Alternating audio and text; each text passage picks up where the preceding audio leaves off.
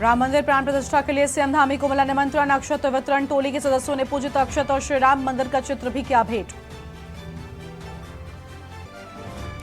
14 जनवरी से 22 जनवरी तक होंगे सांस्कृतिक उत्सव। श्री राम मंदिर प्राण प्रतिष्ठा के दिन प्रदेश में मनेगी दीपावली, ड्राई डे भी रहेगा।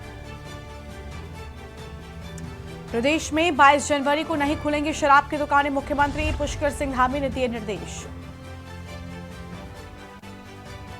कर्मचारियों के लिए खुशखबरी, 4% बढ़े हुए महंगाई भत्ते पर मुख्यमंत्री धामी की मुहर। रैनी के जंगल में भड़की आग, नहीं बुझा पा रहा वन विभाग, बारिश नहीं होने से सूखी क्षेत्र की पहाड़ियां। 4 दिन सताएगी सूखी ठंड, पूरे दिन कांपे पहाड़, मैदानी इलाकों में 16 जनवरी तक शीत दिवस, कोहरे का ऑरेंज अलर्ट। आप देख रहे हैं के न्यूज, खबरों का सारथी। नमस्कार, आप देख रहे हैं के न्यूज इंडिया। मैं हूं आपके साथ गरिमा वाजपेयी। खबर उत्तराखंड की शुरुआत करेंगे कुछ अहम खबरों के साथ में। लक्सर से खबर आपको बताते हैं। गन्ना समिति पर किसानों का धरना प्रदर्शन 25वें दिन भी जारी है। गन्ना मूल्य 400 पर घोषित करने की कर रहे मांग।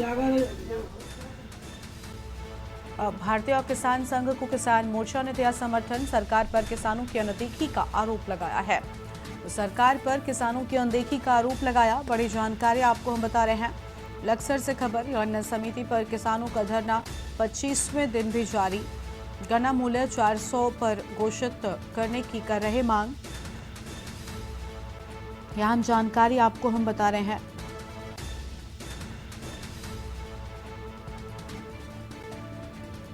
सरकार पर किसानों की अनदेखी का आरोप लगाया। और लक्सर से खबर, गन्ना समिति पर किसानों का धरना 25वें दिन भी जारी। गन्ना मूल्य 400 पर घोषित करने की मांग कर रहे। और भारतीय किसान संघ को किसान मोर्चा ने दिया समर्थन। लक्सर से खबर आपको हम बता रहे हैं। सरकार पर किसानों की अनदेखी का आरोप लगाया। लक्सर से यह जानकारी, जहां गन्ना समिति पर किसानों का धरना 25वें दिन। गन्ना मूल्य 400 पर घोषित करने की कर रहे मांग। ये बड़ी खबर आपको हम बता रहे हैं। भारतीय किसान संघ को किसान मोर्चा ने दिया समर्थन। और सरकार पर किसानों की अनदेखी का आरोप लगाया। ये बड़ी खबर आपको हम बता दें। लक्सर से खबर, गन्ना समिति पर किसानों का धरना 25वें दिन जारी। और गन्ना मूल्य 400 पर घोषित करने की कर रहे मांग। बड़ी जानकारी आपको हम बता रहे हैं। इस वक्त की अहम खबर, भारतीय किसान संघ को किसान मोर्चा ने दिया समर्थन। सरकार पर किसानों की अनदेखी का आरोप लगाया। और लक्सर से खबर, गन्ना समिति पर किसानों का धरना 25वें दिन जारी। और गन्ना मूल्य 400 पर घोषित करने की कर रहे मांग। ये बड़ी खबर आपको हम बता रहे हैं। और भारतीय किसान संघ को किसान मोर्चा ने समर्थन दिया। उत्तराखंड हाईकोर्ट ने हल्द्वानी में शहर के सौंदर्यीकरण और सड़क चौड़ीकरण के लिए निजी संपत्तियों को न हटाकर केवल सरकारी संपत्तियों को हटाए जाने को लेकर दायर जनहित याचिका पर सुनवाई की है। और मामले की सुनवाई के बाद कोर्ट की खंडपीठ ने जिला प्रशासन व लोक निर्माण विभाग को निर्देश जारी कर कहा है कि सड़क चौड़ीकरण की जद में आ रही निजी संपत्ति धारकों को 1 सप्ताह में नोटिस जारी कर उनकी समस्याओं की जन सुनवाई करें और अवैध पाए गए अतिक्रमण को हटाएं। अभी तक अतिक्रमण का हटाए गए जो मलबा फुटपाथ पर डाला गया है उसे शीघ्र ही हटाएं ताकि कोई दुर्घटना न हो सके।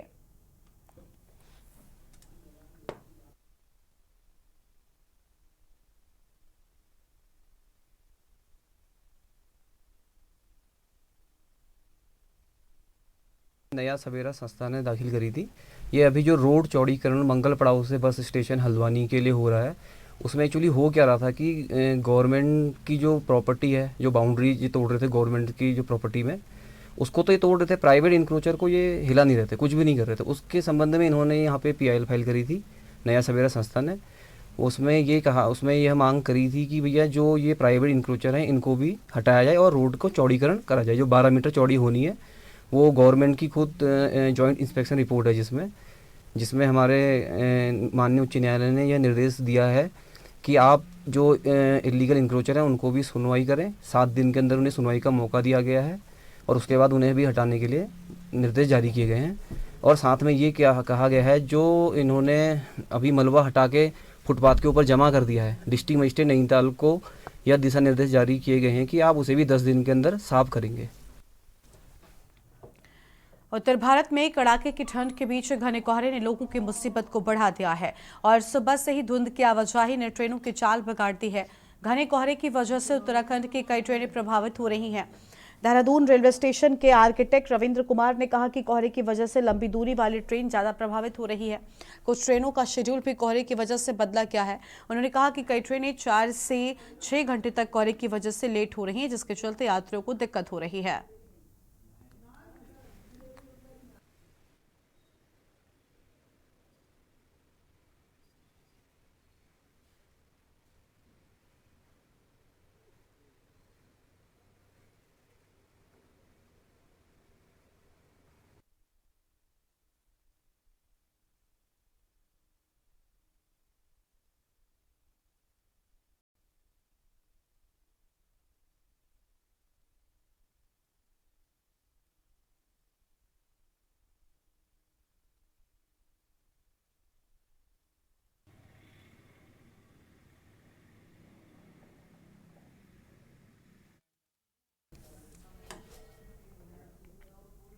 उत्तराखंड के शहरी विकास मंत्री डॉक्टर प्रेमचंद्र अग्रवाल ने जनपद देहरादून एवं हरिद्वार की नगर निकायों के नगर आयुक्त, सहायक नगर आयुक्त एवं अधिशासी अधिकारियों के साथ विधानसभा देहरादून में समीक्षा बैठक ली है। बैठक में मंत्री ने कहा कि जनपद देहरादून एवं हरिद्वार की नगर निकायों के नगर आयुक्त, सहायक नगर आयुक्त एवं अधिशासी अधिकारियों से देहरादून एवं हरिद्वार नगर निकायों में हो रहे विकास कार्यों पर विस्तृत चर्चा की गई। उन्होंने दोनों जनपदों के संबंधित अधिकारियों से नगर निकाय में बजट की स्थिति, अवस्थापना, मद में किए जा रहे कार्यों का विवरण, वित्त आयोग मद से किए गए कार्यों का विवरण तथा नगर निकाय के अंतर्गत लंबित कार्यों की विस्तृत समीक्षा की गई।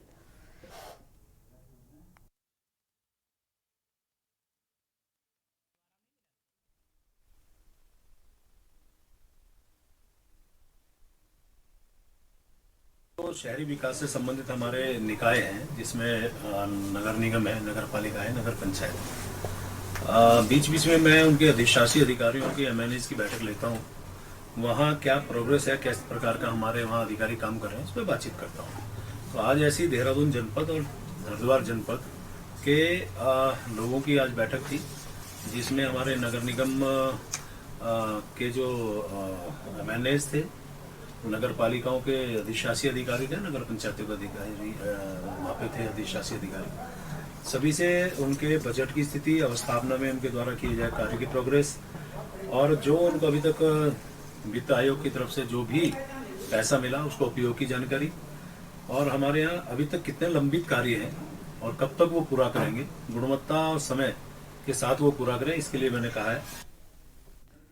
एसडीआरएफ में तैनात हेड कांस्टेबल राजेंद्र नाथ दक्षिण अमेरिका की सबसे ऊंची चोटी माउंट अंकोकागुआ को फतेह करने रवाना हो गए हैं। पुलिस मुख्यालय देहरादून में डीजीपी अभिनव कुमार ने फ्लैग ऑफ के जरिए उनको मिशन पर रवाना किया है। राजेंद्र 26 जनवरी को इस चोटी पर तिरंगा फहराने का प्रयास करेंगे। डीजीपी अभिनव कुमार ने चोटी फतेह करने की उन्हें शुभकामनाएं भी दी हैं।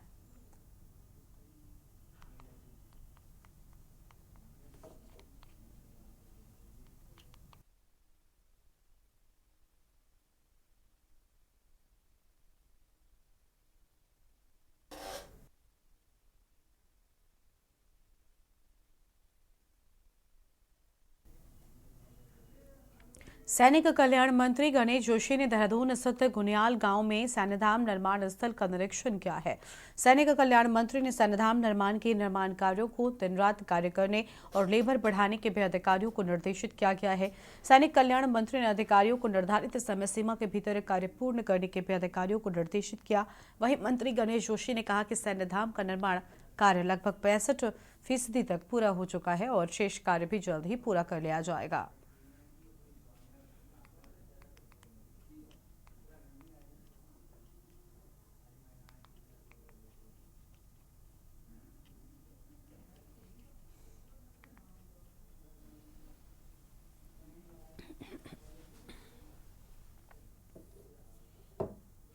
मुख्यमंत्री पुष्कर सिंह धामी ने हिमालयन सांस्कृतिक केंद्र निम्बुवाला गढ़ी कैंट देहरादून में आयोजित youth as job creators theme पर आयोजित कार्यक्रम में मुख्य अतिथि के तौर पर प्रतिभाग किया।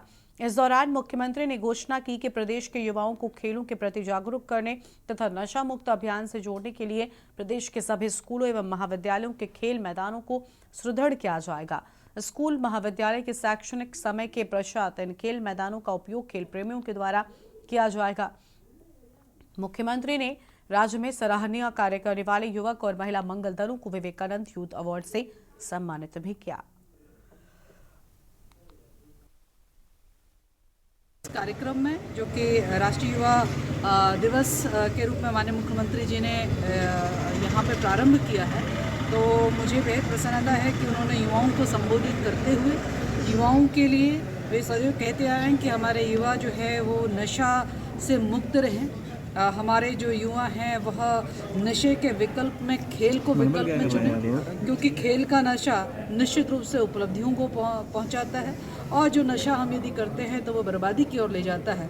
और माननीय मुख्यमंत्री जी ने हमारे युवाओं को और अधिक सशक्त बनाने के लिए, स्पोर्ट्स कल्चर को बढ़ावा देने के लिए आज एक महत्वपूर्ण घोषणा यहाँ पर की है कि हमारे विद्यालयों के जितने भी खेल मैदान हैं, हमारे महाविद्यालयों के जितने भी खेल मैदान हैं, क्योंकि वे उन प्रीमाइसेस में बने होते हैं जिसके आसपास गांव बसता है, जिसके आसपास शहर बसता है, उस बसावट की उपयोग और साथ में वो जो अन्य जो विद्यालय तो महाविद्यालयों में रह रहे छात्र छात्राएं हैं, इसके अतिरिक्त अन्य लोग भी उस मैदान का उपयोग कर पाएं।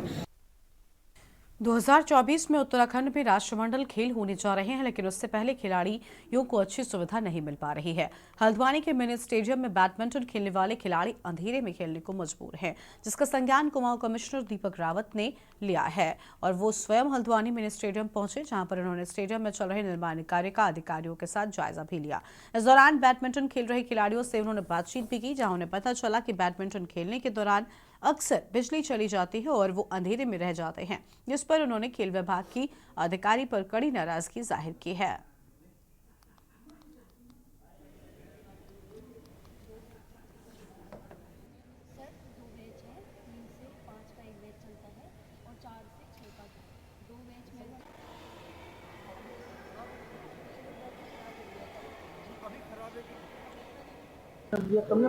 देखिए, पहले तो जो ये माननीय मुख्यमंत्री की घोषणा में एक्चुअली ये धनराशि आई है और इसमें जो काम की प्रोग्रेस है ये अच्छी है। जो घास का काम है वो हो चुका है, अंदर जो जालियां लगनी थी वो भी लग चुकी हैं, जो वाटर स्प्रिंकलर्स हैं वो लग चुके हैं, ड्रेनेज सिस्टम अंदर का बन चुका है। पवेलियन पे खाली शेड पे काम है, वो हो रहा है। बाहर जो ट्रैक बनना है उस पर काम होना है। प्रैक्टिस के लिए आते हो, किन किन दिक्कतों का आपको यहाँ पे सामना करना पड़ता है? सर, पहले तो सुबह की भी टाइमिंग होती है तो उसमें भी मैम नहीं आती है, और शाम की टाइमिंग जो होती है उसमें भी मैम बहुत लेट आती है। हम 1 साल से ज़्यादा हो गया आते हुए यहाँ पे, और क्या कहते हैं, यहाँ पे मैम नहीं आती है ना, सुबह आती है, शाम को भी लेट आती है, और सुबह तो उनका सुबह का भी है तो सुबह भी नहीं आती है वो। और लाइट जाती रहती है, जनरेटर चलता है, और लाइट जाती रहती है, जनरेटर नहीं चलता है, कोई भी नहीं खोलता, हमसे कहते हैं तेल नहीं है। हाँ, कितनी फीस ली जाती है? हाँ, 1000 पर मंथ 12वीं।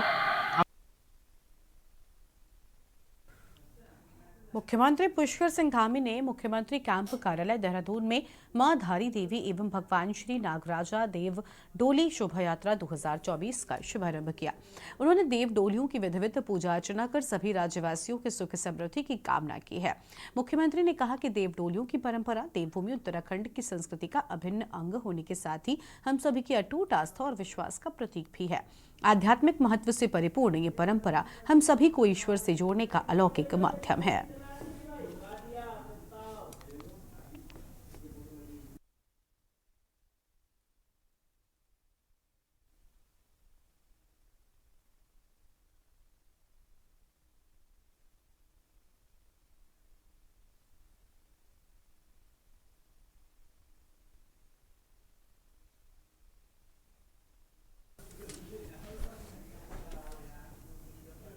नैनीताल के टांकीबांध के समीप नैनीताल आ रही ऑल्टो कार अनियंत्रित होकर 10 मीटर गहरी खाई में जा गिरी है। घटना की सूचना पर मौके पर पहुंचे पुलिस ने स्थानीय लोगों की मदद से खाई में उतरकर चारों घायलों को बाहर निकाला। जिला अस्पताल में भर्ती कराया गया है, जहां उनका इलाज जारी है। यूट्यूब देखेगा ना। हैं। एक गाड़ी खाई से नीचे गिरी है टांकी बैंड पर किलबरी रोड के पास। 2 की हालत स्थिर है, एक को हमें रेफ़र करने की ज़रूरत पड़ सकती है। सर्जन द्वारा अभी उसको देखा जा रहा है, स्थिति जो होगी आगे पता चल जाएगी। इस बीच एक बड़ी जानकारी सामने आ रही है, जहां पर आज इंडिया गठबंधन की बैठक हो रही थी, उससे फिलहाल खत्म होने की बात सामने आ रही है। इंडिया गठबंधन की बैठक खत्म हुई, बड़ी जानकारी। नीतीश कुमार ने संयोजक बनने से इनकार किया है। आज इंडिया गठबंधन की बड़ी बैठक बुलाई गई थी और नीतीश कुमार ने संयोजक बनने से इनकार किया, कहा कि कांग्रेस से ही बने कोई भी संयोजक। तो नीतीश कुमार की ओर से संयोजक बनने से इनकार किया गया है और मुझे नहीं है कोई भी रुचि। नीतीश कुमार ने साफ कहा कि संयोजक बनने में मुझे कोई रुचि नहीं है और इंडिया गठबंधन की बैठक खत्म होने की बात सामने आई है। नीतीश कुमार ने संयोजक बनने से इनकार किया, ये बड़ी जानकारी आपको हम बता रहे हैं, और कहा कि कांग्रेस से ही कोई भी संयोजक बने, मुझे नहीं है कोई भी रुचि। नीतीश कुमार की ओर से अहम बातें सामने आई। तो यह अहम खबर आपको हम बता रहे हैं, इंडिया गठबंधन की बैठक खत्म हुई है। तो आज इंडिया गठबंधन की बैठक बुलाई गई थी, जो फिलहाल खत्म हो चुकी है, जिसके बाद कई बड़ी बातें निकलकर सामने आ रही हैं। बताया जा रहा है कि नीतीश कुमार ने संयोजक बनने से इनकार कर दिया और कहा कि कांग्रेस से ही कोई संयोजक बने, मुझे कोई रुचि नहीं है।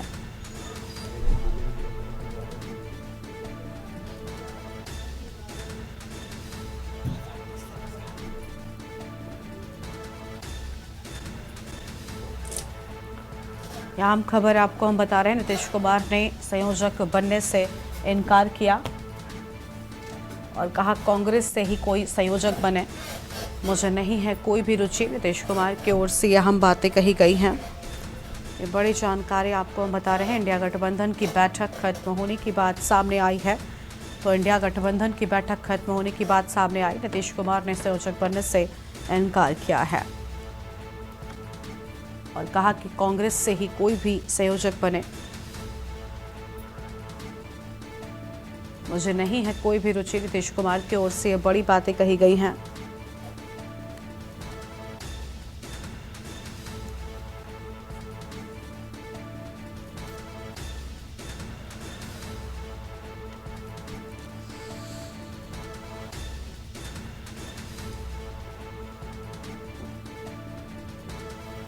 और इसी खबर पर बातचीत के लिए हमारे साथ हमारे संवाददाता प्रवेश शर्मा जुड़ चुके हैं। प्रवेश, इंडिया गठबंधन की बैठक खत्म, लेकिन सबसे अहम बात यह निकलकर सामने आई कि नीतीश कुमार ने संयोजक बनने से इनकार कर दिया है और इसके साथ ही कई और नेताओं के नाम भी सामने आए थे संयोजक बनाने को लेकर, उन्होंने भी इनकार किया और ये कहा गया कि कांग्रेस से ही किसी को संयोजक बनाया जाए।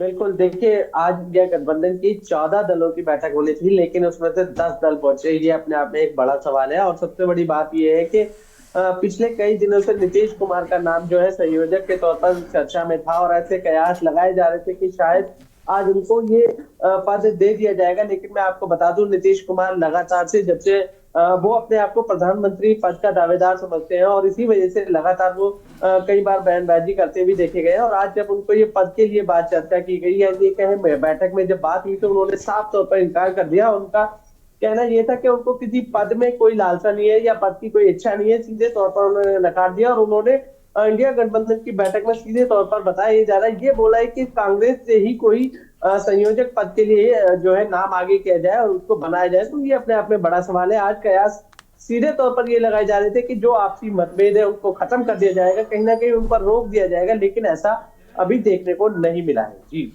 बिल्कुल, अभी ऐसा देखने को नहीं मिल रहा है। क्या लग रहा है प्रवेश, क्योंकि अभी कुछ चीज़ें ऐसी भी निकल कर सामने आ रही हैं कि सबसे बड़ी बात जो इस बैठक में होगी या सबसे बड़ी जो समस्या गठबंधन में की मजबूती में आएगी वो है सीट शेयरिंग, और अभी सीट शेयरिंग को लेकर ही लगभग बातचीतें शुरू होनी है क्योंकि अब वक्त बहुत कम बचा है। तो ऐसे में देखिए, अभी संयोजक बनने तक पर जब तकरार हो रही है, पूरे दल भी शामिल नहीं हो रहे हैं, तो सीट शेयरिंग जब बात पहुंचेगी तो इन दलों में कितनी एकता बचेगी भला?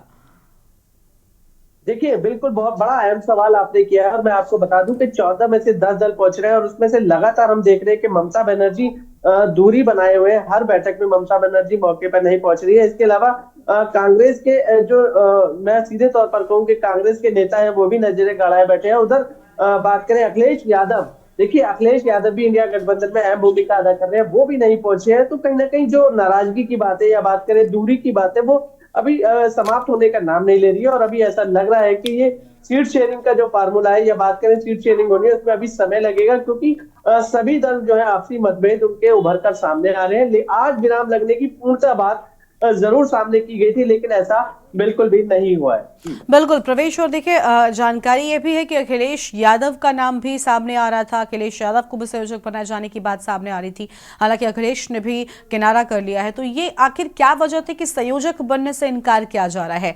कहीं ऐसा तो नहीं कि नीतीश कुमार के इनकार करने की एक बड़ी वजह यह भी हो क्योंकि कई सारे लोगों का ये मानना था, कई बार नीतीश कुमार का नाम एक प्रधानमंत्री चेहरे के तौर पर भी उठाया जा रहा था, तो शायद उन्हें यह लग रहा हो कि संयोजक पर बात अटक न जाए।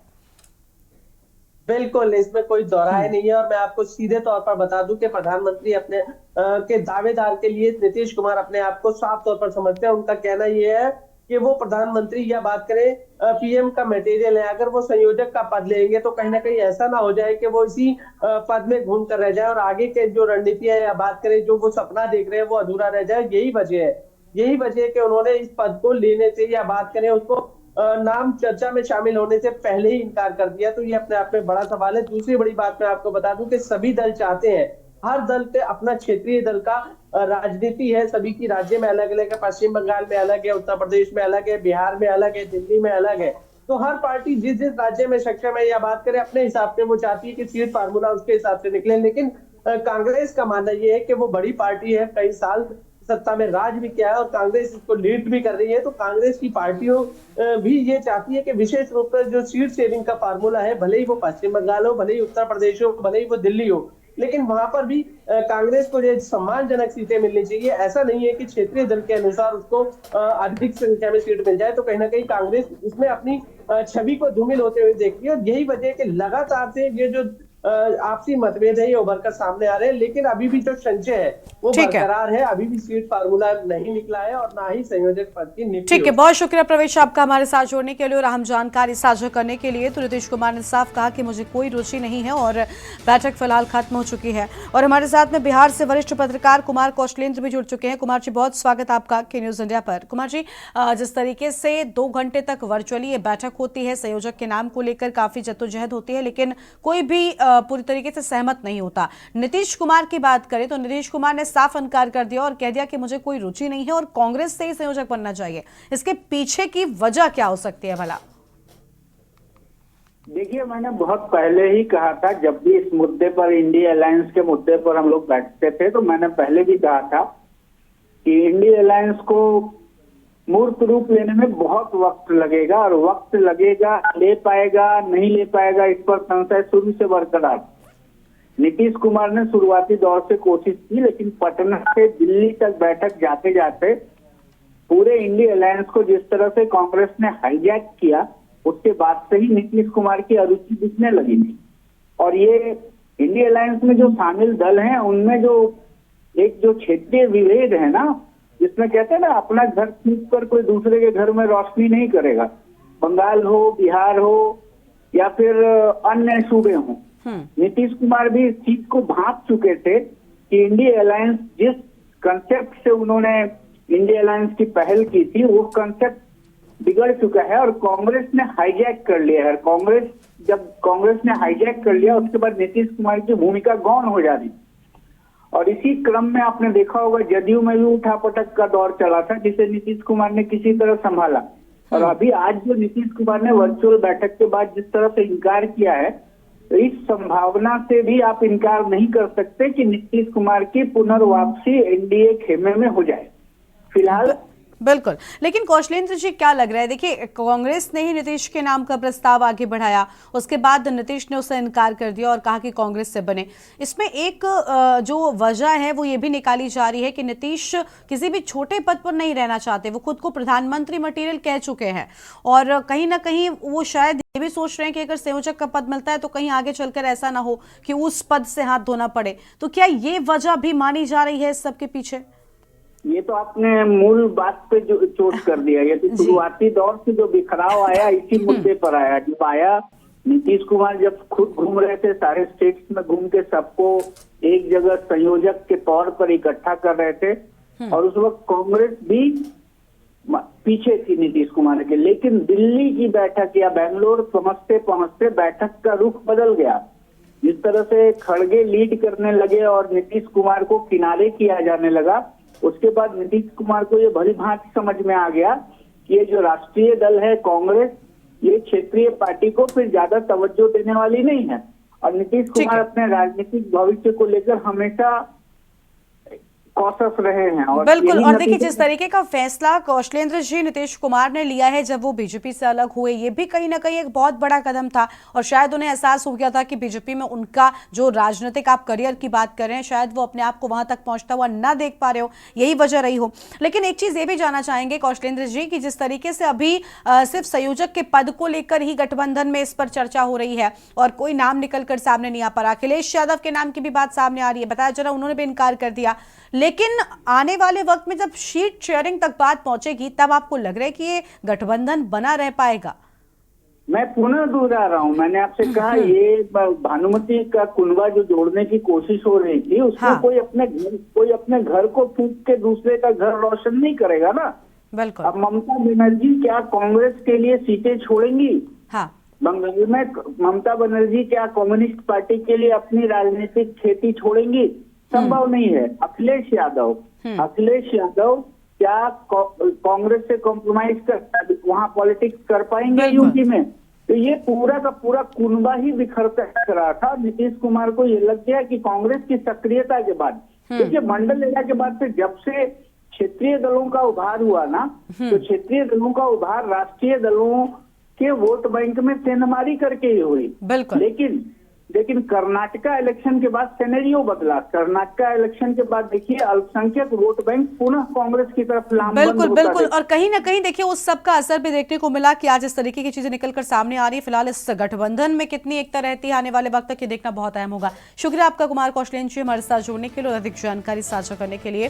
तो आम खबर आपको बता दें जहां पर इंडिया गठबंधन की बैठक खत्म हो चुकी है और नीतीश कुमार की ओर से संयोजक बनने से इनकार कर दिया गया है और अब बड़ा सवाल ये उठ रहा है कि आखिर इस इंडिया गठबंधन में कितनी एकता और कितनी ताकत चुनाव आने के पहले तक बची रहती है, जो कि एक बड़ा सवाल है। उत्तराखंड की खबरों में फिलहाल इतना ही। तमाम बड़ी खबरों के लिए आप देखते रहिए के न्यूज़ इंडिया। नमस्कार।